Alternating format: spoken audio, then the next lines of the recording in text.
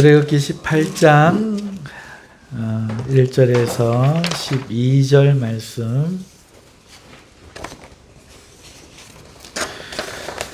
우리 함께 보십시다.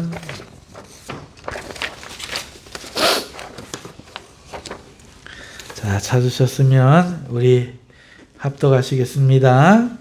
모세의 장인이며 미디안 제사장인 이드로가 하나님이 모세에게와 자기 백성 이스라엘에게 하신 일, 곧 여호와께서 이스라엘을 애굽에서 인도하여 내신 모든 일을 들으니라. 모세의 장인 이드로가 모세가 돌려 보냈던 그의 아내 십보라와 그의 두 아들을 데리고 왔으니 그 하나의 이름은 게르솜이라. 이는 모세가 이르기를 내가 이방에서 나그네가 되었다 하며, 하나의 이름은 엘리에셀이라. 이는 내 아버지의 하나님이 나를 도우사 바로의 칼에서 구원하셨다 함이더라. 모세의 장인 이드로가 모세의 아들들과 그의 아내와 더불어 광야에 들어와 모세에게 이르니 곧 모세가 하나님의 산에 지친 곳이라. 그가 모세에게 말을 전하되 내 장인이나 이드로가 내 아내와 그와 함께한 그의 두 아들과 더불어 내게 왔노라. 모세가 나가서 그의 장인을 맞아 절하고 그에게 입 맞추고 그들이 서로 문안하고 함께 장막에 들어가서 모세가 여호와께서 이스라엘을 위하여 바로와 애굽 사람에게 행하신 모든 일과 길에서 그들이 당한 모든 고난과 여호와께서 그들을 구원하신 일을 다 그 장인에게 말하며, 이드로가 여호와께서 이스라엘에게 큰 은혜를 베푸사 애굽 사람의 손에서 구원하심을 기뻐하여 이드로가 이르되 여호와를 찬송하리로다. 너희를 애굽 사람의 손에서와 바로의 손에서 건져내시고 백성을 애굽 사람의 손 아래에서 건지셨도다. 이제 내가 알았도다. 여호와는 모든 신보다 크심으로 이스라엘에게 교만하게 행하는 그들을 이기셨도다 하고, 모세의 장인 이드로가 번제물과 희생제물들을 하나님께 가져오매 아론과 이스라엘 모든 장로가 와서 모세의 장인과 함께 하나님 앞에서 떡을 먹으니라. 아멘. 할렐루야. 모세를 만난 이드로라는 제목으로 말씀을 증거하도록 하겠습니다. 오늘 18장 1절은 모세의 장인이 모세의 처이며 두 아들을 데리고 호렙산에 진치고 있던 모세에게 나오는 장면으로 시작됩니다. 자, 이드로는 인간적으로는 모세의 장인이었죠. 또한 옛 삶을 의탁했던 삶의 터전의 주인이었던 사람입니다. 모세의 운명이 보통 사람은 아니죠. 참 이러기 쉽지 않습니다. 남자로 치면 인물도 참 잘났고요. 정말 잘생겼다고 합니다. 그리고 키도 크고요. 덩치도 참 좋아요. 거기다가 모세는요, 굉장히 전투에 능하고 싸움에 능한 그런 사람이었습니다. 뿐만 아니라 몸만 강한 사람이 아니라 그 지성까지 갖춘 문무 겹장의 장수 중에 장수였죠. 그랬던 그가 태어난 것은 자기 민족의 그 애환의 시기, 민족이 종살이하던 그 시기에 히브리 노예의 노예라고 좀 하면 좀 그러나요? 히브리 노예처럼 살던 히브리 민족의 사내 아이로 태어났는데, 그때만 해도 사내 아이가 태어나면 이들을 다스리고 있던 이집트 사람들이 남자아이를 산파들을 시켜서 다 죽이던 그런 때에 태어났죠. 이 시대복을 참 못 받은 사람, 못하고 태어난 사람이라고 할 수도 있어요. 복이 있는 건지 없는 건지 참 판단하기 어려울 정도로 모든 것을 가지고 태어나지만 가장 불우했던 시절에 태어나서 죽임을 바로 당할 운명이었습니다. 그런데 하나님께서 그 모세에게 은총을 베푸시자 이 산파 두 사람이 이 모세를 살렸죠. 죽이지 않습니다. 부모들도 그 모세를 숨겨서 이제 석 달을 키우게 되는데 아이가 이제 더 이상 목소리가 감춰지지 않는 우렁차게 우는 시기가 되자 어쩔 수 없이 그 아이를 갈대로 상자를 엮어서 역청을 그 틈 사이에 발라서 이제 그 운명을 하나님께 맡기고 강가에 띄어놓게 되는 그 요게벳의 슬픈 엄마의 눈을 마지막으로 모세는 강에 떠밀려 가고 그 흐르는 강물 옆을 동생을 놓지 못한 누나가 미리암이 따라가다가 바로의 공주이자 자식이 없었던 바로의 딸이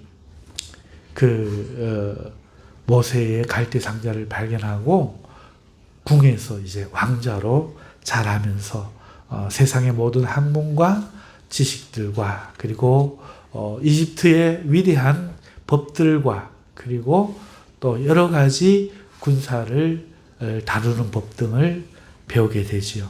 하지만 그는 영화가 보장되었고 이집트인으로 살면 부귀 영화가 자기의 것이었지만 그는 그 영광을 취할 것으로 생각하지 않고 어머니의 젖을 먹고 어머니의 기도 속에서 자란 영향을 받아 히브리 민족과 함께 고난받는 것을 더 기뻐했습니다. 하지만 그는 자기의 동포를 도우려던 사건에 휘말려서 그러나 그 동포가 자기를 살인자로 고발하기에 그는 도망을 칠 수밖에 없었고 그때 나이가 40인데 도착한 것이 그 광야를 건너서 죽음을 이겨내고 도착한 것이 한 우물가였고 그 우물가에서 만난 것이 그의 아내 십보라였고 그 십보라가 자기 집으로 인도하여 만난 사람이 자기의 장인이 된 이드로라는 사람입니다. 이 모세의 운명이 누구와 같다 할까요? 아마 비견할 수 없는 그런 소설 같은 삶을 살았던 그 모세. 이 모세가 나이 80이 되어서 하나님께 다시 부름을 받아요.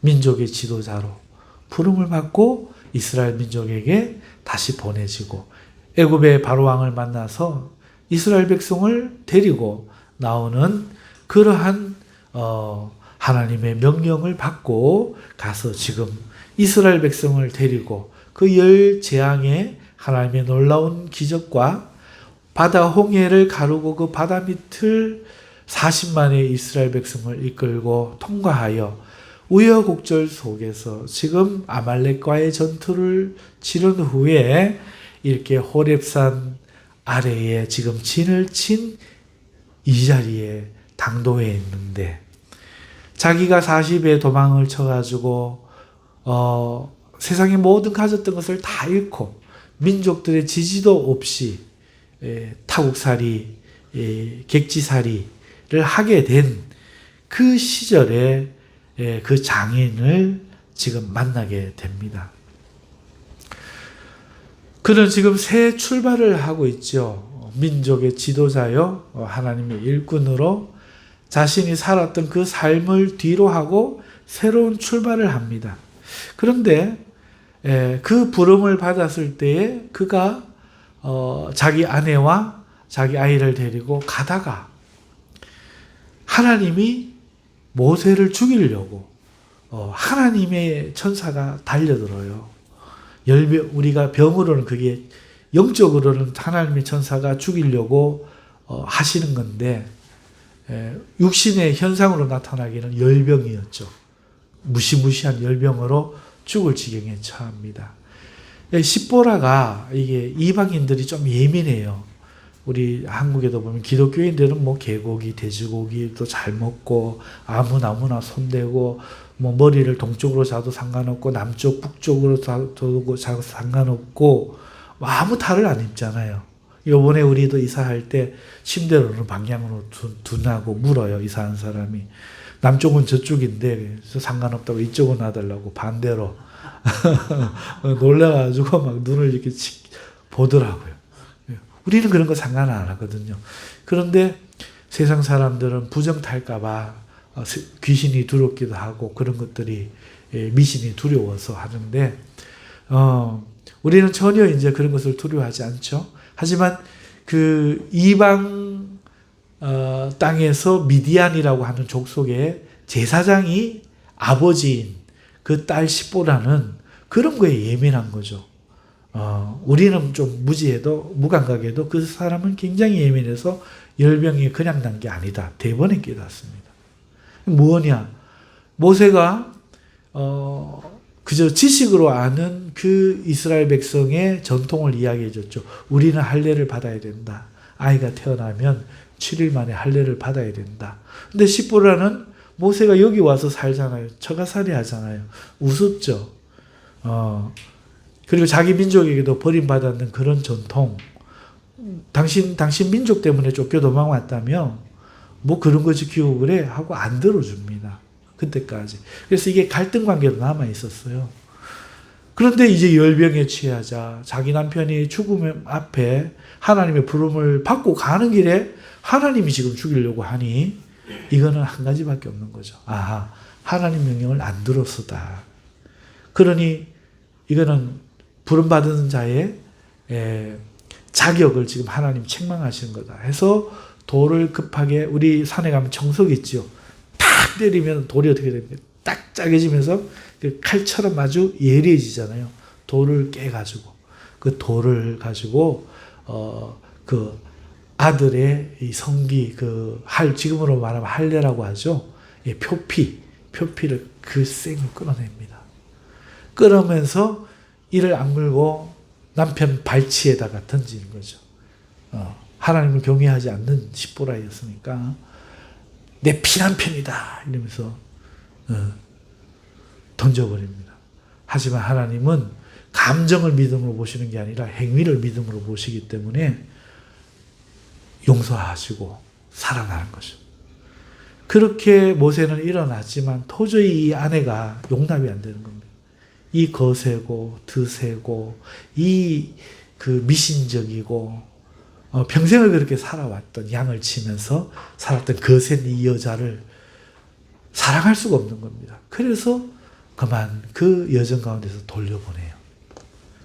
돌려보내고 이제 출애굽을 하여 호렙산에 이른 이때 이 처가의 그 신부의 십보라의 아버지가 결단을 하고 이제 데리고 지금 나오는 것이죠.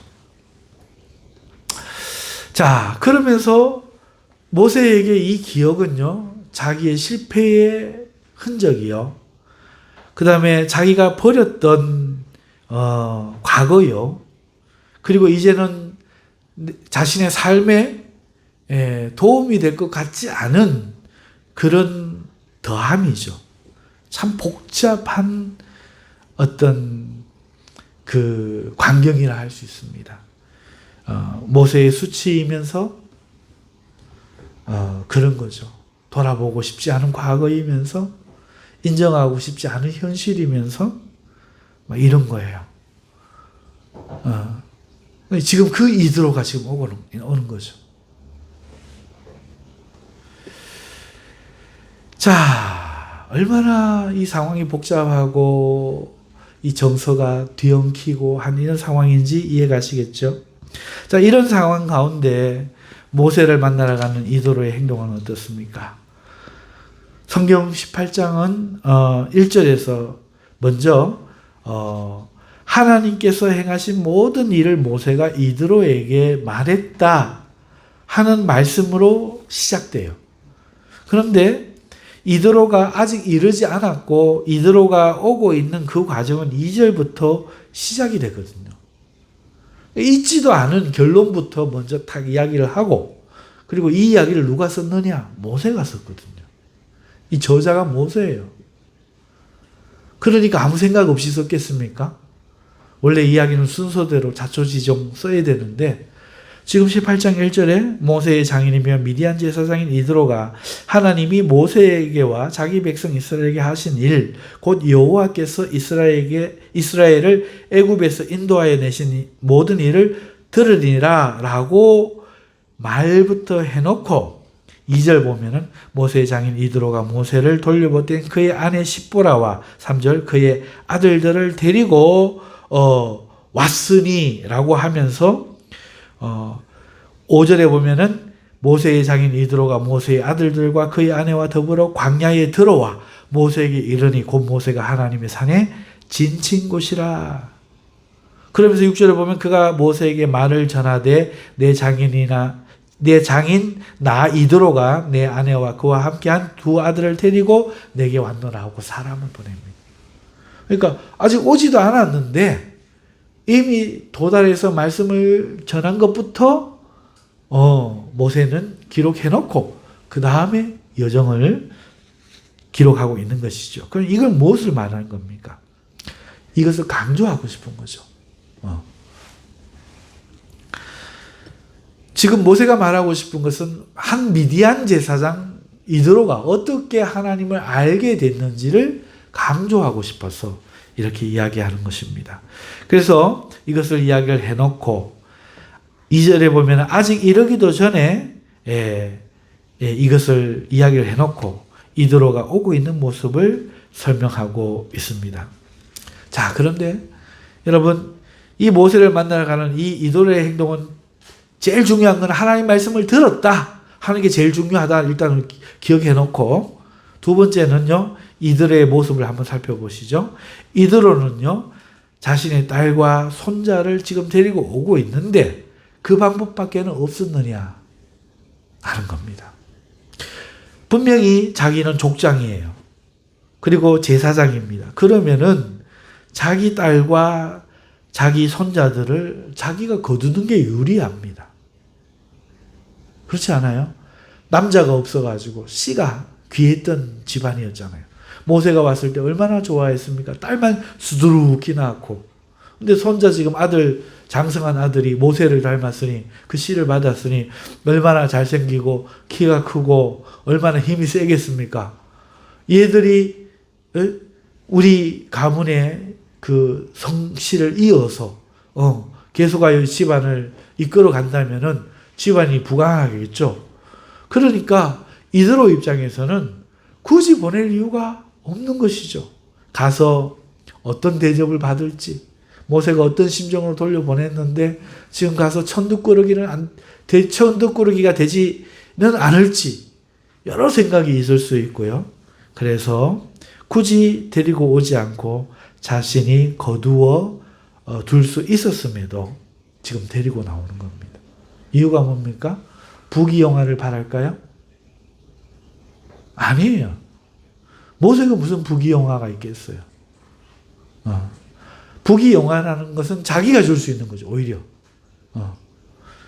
자, 그런데 왜 데리고 나옵니까? 이드로의 생각은 무엇입니까? 제자리로 돌아가는 거였죠. 이 아이들이 아버지를 아버지라고 부르고 사는 그 제자리로 돌아가기를 원했던 겁니다. 이 여인이 남편에게로 돌아가기를 원했던 겁니다.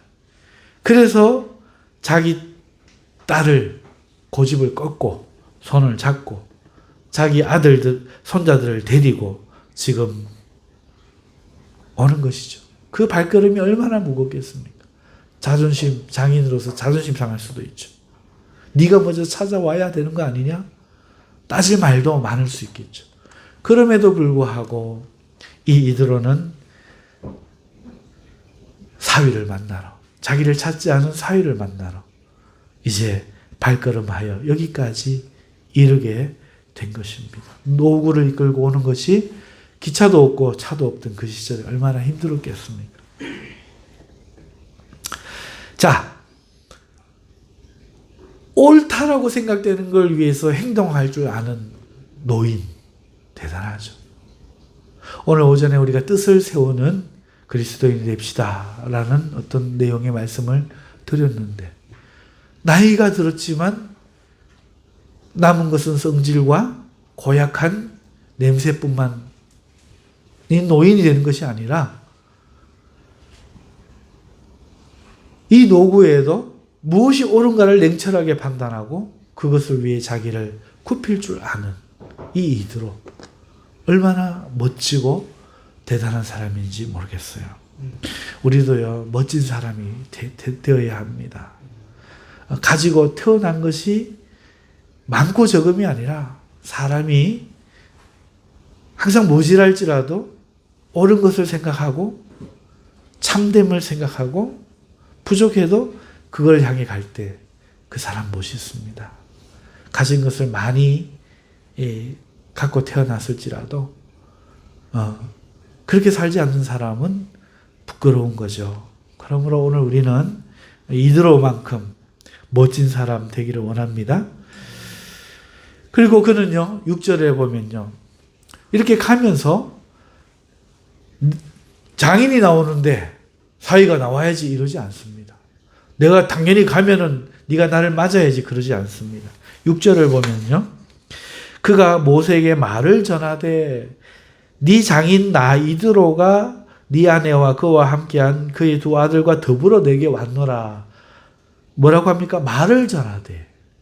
다시 말해서 사람을 보냈다는 얘기죠. 모세 있느냐? 하고 들이닥치는 게 아닙니다. 모세가 생각할 시간을 주는 거죠. 사람을 보내는 거예요. 내가 간다. 네 아내와 네 아이들 둘을 데리고 내가 가고 있다. 자기만 뜻이 고상하면 되는 사람들이 있죠. 근데 이들은 그것을 넘어서 상대가 고상해지도록 기회를 주는 겁니다. 모세가 후회 없는 결정을 할 수 있도록 기분에 치우쳐서 자기의 옛 허물을 덮어버리고 모른 척하며 살아가는 그런 인간 되지 않도록 지금 기회를 주는 겁니다. 생각해 볼 시간을 주는 거죠. 사람을 보내서 나 이드로가 왔다. 미리 말을 전함으로써 모세로 하여금 어떤 행동할 건지 기회를 주는 이 이드로는 참 생각이 깊은 사람이 아닐 수 없습니다. 자, 이런 이드로를 맞이하는 모세의 행동을 볼까요? 이 이드로의 전언을 들은 모세는요, 자리에서 그 장인을 맞이하지 않습니다. 기꺼이 나가 장인을 마중합니다. 이게 맞죠? 내가 지금 민족의 지도자인데 이러지 않습니다. 내 밑에 40만이 나를 쳐다보는데 이러지 않습니다. 기꺼이 옛 자기를 의탁을 했던 그 사람 앞에 기꺼이 마중을 나갑니다. 그리고 장인에게 절을 하고 입을 맞춥니다. 절을 한다. 입을 맞춘다. 애정의 표현이죠. 내 인생을 부끄러워하지 않는다는 겁니다. 나는 당신을 부끄러워하지 않는다는 겁니다. 내가 하나님의 종이 되었을지라도 당신을 장인으로 대하고 당신에게 애정을 표현하는 것을 나는 부끄러운 일이라고 생각하지 않는다. 내가 맡은 것은 그 직분일지 몰라도 나는 사람 모세고 사람 모세로 살아왔던 그 과거를 나는 부정하지 않고 나는 인정한다 하는 고백인 것이죠. 자기가 있는 위치에 굴복되지 않고 그는 자신이 해야 될 그리고 자신이 걸었던 그 일들을 기억하며 인정하고 있는 것이죠. 그렇게 서로를 안부를 묻고 장막 안으로 들입니다. 접견실로 대접하는 것이 아니고 백성들 앞에 만나는 것이 아니고 장막 안에 자기 집 안으로 들임으로써 편안하게 그 이드로가 모세를 대하고 자기 자식들과 십보라가 편안한 마음을 가질 수 있도록 하는 것이죠. 그리고 나서 모세는 여호와께서 이스라엘 백성에게 베푸신 모든 일들 그리고 애굽에게 행한 모든 일들, 길에서 행하신 모든 일들을 미디안 제사장 장인에게 모두 말합니다. 섬기는 신이 달라요. 섬기는 신이 다릅니다.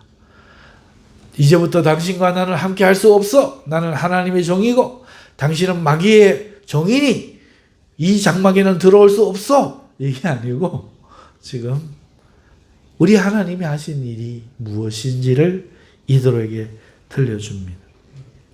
자, 이런 모세의 결정과 행동과 태도와 자세와 자기를 맞이함과 들려주는 이야기를 통해서 전인격적으로 이드로는 하나님을 보기 시작합니다.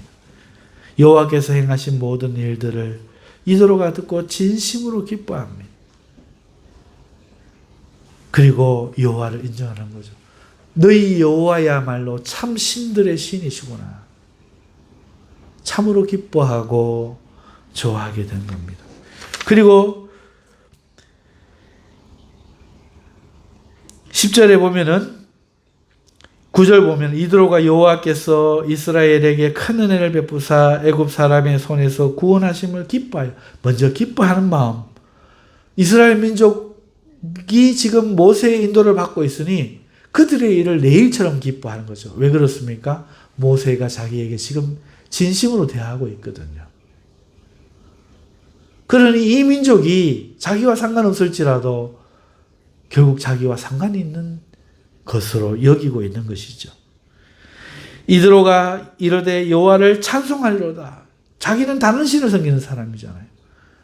근데 모세가 섬기는 신도 찬송하게 되는 거예요. 여호와를 찬송하리로다. 너희를 애굽 사람의 손에서와 바로의 손에서 건져내시고 백성을 애굽 사람의 손 아래에서 건지셨도다. 먼저 하나님이 어떤 일을 행하는지를 그대로 믿는 거예요. 왜? 모세가 그렇게 했기 때문에. 그리고는 말을 합니다. 11절. 이제 내가 알았도다. 모든 신보다 크심으로. 자기는 지금 미디안 제사장이잖아요. 그런데 자기 신도 신이잖아요. 근데 뭐라고 이야기합니까? 모든 신보다 크다라고 이야기하는 거죠. 여호와를 인정하는 겁니다. 이스라엘에게 교만하게 행하는 그들, 다른 신들을 이기셨도다. 여호와가 더 큰 신이라는 거죠. 그러면서 12절을 보면은 모세의 장인 이드로가 번제물과 희생제물들을 하나님께 가져오며 종교를 바꾸는 거예요. 자기 신을 섬겨야 되는데 모든 번제물과 희생제물을 하나님께로 가져오는 거예요. 결국 18장 1절에 왜 여호와께서 행하신 일을 들려주느냐. 그렇습니다. 이것을 들은 이드로가 모세를 만나서 참신을 발견하는 과정을 이야기해 주고 싶어서 그렇게 1절부터 이야기를 했던 거죠. 사랑하는 성도 여러분, 그러면서 오늘 이 본문에는 안 나와 있지만 이 뒤로 조금만 더 내려가면은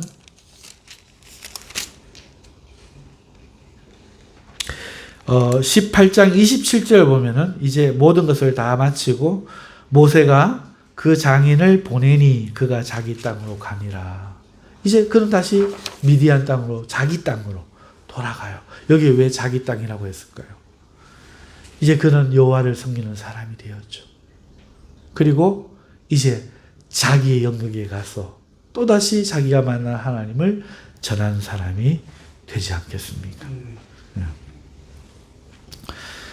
자, 이렇게 우리는 모세와 이드로의 모습 두 남자를 바라보면서 오늘 본문을 읽었습니다. 우리가 이 땅을 살면서 그리스도인으로 산다는 것, 다른 종교를 섬기는 사람들과 살아간다는 것, 이 의미를 어떻게 살아야 되는지를 오늘 이 말씀 속에서 우리는 몇 가지 생각해 볼 수 있는데, 첫째는요, 우리는요, 하나님 일과 세상의 일을 나누는 경향이 많아요. 세상은 아주 뭐라 그럴까,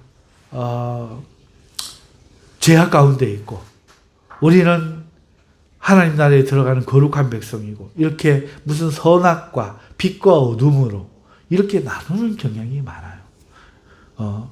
대부분 그런 심리가 있어요. 그런데 오늘 모세를 보면은 나누지 않았다는 거죠. 하나님 일과 세상의 일을 나누지 않았어요. 심지어 장인이 일러준 그 70인의 두령을 세우는 그런 정책을 도입해가지고 이게 우리 교회의 장로 제도의 시초가 됩니다. 세상 일과 교회의 일, 하나님의 일, 거룩과 부정을 이런 식으로 나누지 않았다는 거죠. 무시하지 않았어요. 너는 미디안 제사장, 나는 여호와의 지도자. 충돌하지 않았어요. 외면하지 않았어요. 근데 우리는 전도를 할 때, 그러면 막 죽고, 그러면 안 되고, 뭐 이렇게 부딪히는 거를 잘해요. 우리에게 생각해 볼 문제죠. 사람의 일이잖아요. 내가 그 신을 섬겨야 되는 일이 아니잖아요. 오히려 그 사람을 참 신이신 우리 하나님께로 인도해야 되는 게 우리의 역할이잖아요. 그렇다면 적어도 부딪히고, 이 모세가 오늘 이와 같이 하지 않았더라면, 상종하지 않았더라면 과연 이 미디안 땅에 여호와가 전파될 수 있었을까요? 이드로가 바뀌는 일이 있었을까요? 우리는 하나님 일과 세상 일을 나누어서는 안 돼요. 인간의 영역은 인간의 영역으로 남겨둬야 됩니다. 그들 그대로 존중해줘야 합니다. 그들의 신을 인정하라는 얘기가 아니에요. 그들의 신을 같이 섬겨도 된다는 얘기가 아닙니다. 그 사람을 더 무시하지 말아라 하는 것이죠. 두 번째, 모세는요, 자기 장인에게 진심이었죠. 자신의 삶을 부정하지도 않고 이제 상관없는 삶이 되었다고 모른 척하지도 않았습니다.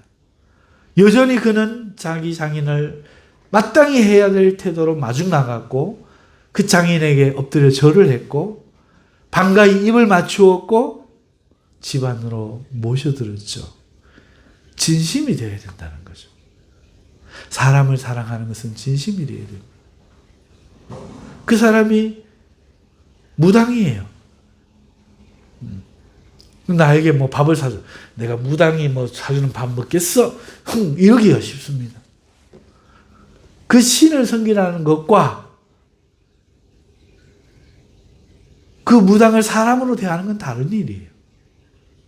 영원히 구원받아야 될 사람으로 사람을 진심으로 대하는 것은 다른 일이라는 거죠. 물론 그것은 바뀌어야 그 사람이 구원받을 일이지만 그렇다고 해서 그 사람을 인간으로서 진심으로 대하지 않아도 된다는 말은 아니라는 겁니다. 지금 모세는 그 장인을 통해서 데리고 오는 그 과거를 통해 시험을 받고 있는 거예요. 마치 예수님이 마귀가 와서 네가 하나님의 아들이거든 라고 교묘하게 그 앞에 딱 너는 좀 다른 사람이야. 너는 하나님의 아들이잖아. 아담을 꼬신 게 뭐예요? 하나님처럼 되는 거야.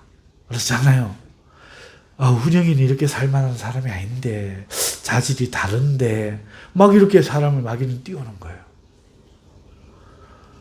내가 오늘 비록 사는 건 이래도 나는 보통 사람 아니야.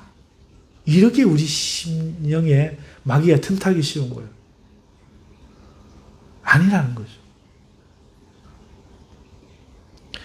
여러분, 하나님 된 자리에서 내려와서 오늘 우리는 우리의 같은 인간의 처지에서 모든 사람에게 우리는 사랑과 진심으로 대해야 될 필요가 있습니다. 우리가 하나님 백성 되었던 이유로 우리는 잘난 사람, 우리는 택함 받은 사람, 이런 우월의식과 특별의식을 가지면 안 된다는 거예요. 오히려 성경은 그들이 잘난 사람이라고 합니다.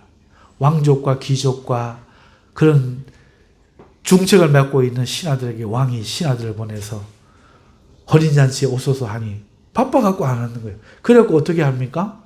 길거리에 나가서 불량자들, 다리 저는 사람들, 이런 사람들 데리고, 거지들 데리고 이 혼인잔치에 채우라 했다고 주님 말씀했지 않습니까? 그러니까 지금 교회에 나온 사람들은 오히려 머리가 떨어진 거야. 인격이 부족한 거야. 성격이 모난 거야. 이런 사람들이 많아요, 더. 그런데 내가 하나님을 믿게 되었다는 이유마로 세상을 다 아는 듯이 다 판단하는 자리에 앉아가지고 오만 것 다 판단하고 이렇게 살아가면 안 된다는 거죠. 특별하게 생각하면 안 되는 겁니다. 더 겸손하고 더 인간답고 더 사람답고 그래야 될 필요가 우리에게 있는 겁니다. 주시는 은혜를 더 감사해야 되지 그것이 특권이 되면 안 된다는 거죠. 그러니 오늘 우리는 세상에서 모든 사람들에게 진심이 되어야 됩니다. 할렐루야. 세 번째로 우리는 하나님의 일을 하겠다고 과거를 부인하지 말라는 거예요. 하나님이 일을 하면 꼭 과거를 부인하려고 해요. 과거와 정리를 하려고 해요. 그러나 모세는 십보로와 아들을 받아들임으로써 과거를 부인하지 않았죠. 우리가 함정에 빠지는 게 그거예요. 과거를 부인하고 그러면은 괜찮아질 것 같아요.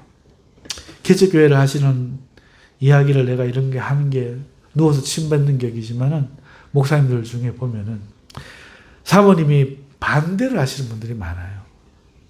사모님들이. 그런데 자기가 이제 목회 부름을 받고 와서 이제 그 길을 가다 보니 사모님하고 사이가 안 좋겠죠. 그럼 내 싸우는 거예요, 교회 안에서. 그리고 쳐내야 될 자로 행동을 해요. 그리고 결국 이혼을 하고 다른 부인을 얻죠.